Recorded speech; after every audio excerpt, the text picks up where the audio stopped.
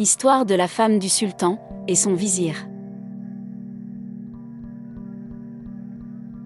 Un roi avait une femme qui lui dit : « Je veux rendre visite à mon père. » « Bien, répondit-il, patiente aujourd'hui, et demain tu partiras avec mon vizir. » Le lendemain, ils se mirent en route, emmenèrent avec eux leurs enfants, et une escorte pour n'être pas attaqués en chemin.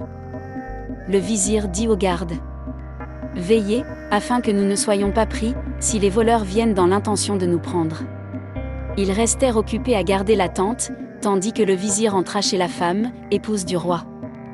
Il lui dit alors : « Y a-t-il un peu d'amour ? » Elle lui répondit : « Non. »« Donne-moi un peu, dit-il, ou bien j'égorgerai ton fils. » Elle dit : « Égorgez-le. » Il y tua.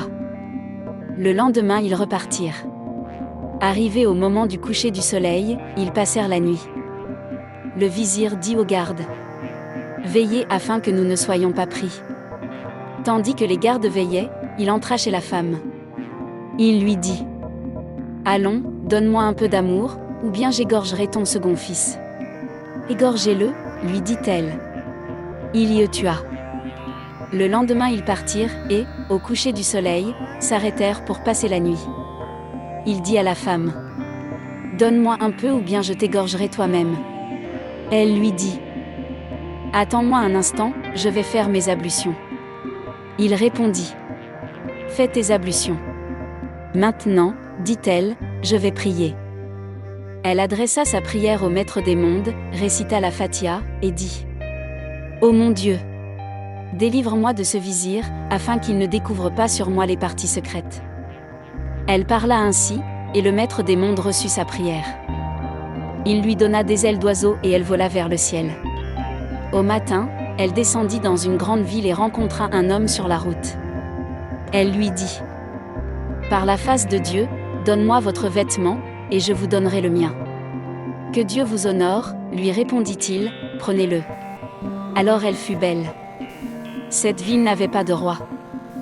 Les membres du conseil de la ville dirent : « Cette créature est belle, nous allons en faire notre roi. » Ils firent d'elle leur sultan.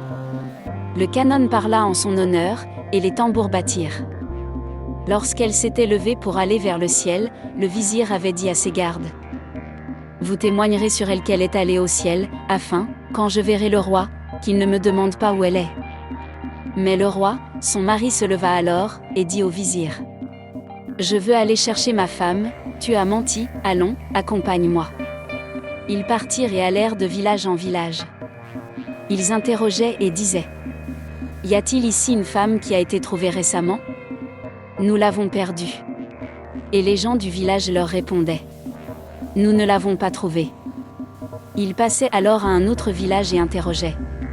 Lorsqu'ils arrivèrent à cette ville, la femme du sultan les reconnut, appela son serviteur et lui dit : « Va, amène-moi cet homme. » Elle dit au sultan : « Pour quel motif es-tu monté jusqu'ici ? » Il dit : « J'ai perdu ma femme. » Elle lui répondit alors : « Reste, séjourne ici et passe la nuit, nous te ferons à dîner et nous t'interrogerons. » Lorsque le soleil se coucha, elle dit au serviteur : « Va, apporte le dîner afin que ses hôtes mangent. » Quand ils eurent mangé, elle dit au roi : « Raconte-moi l'histoire, nous passerons ainsi la nuit. » Il répondit : « Mon histoire est longue.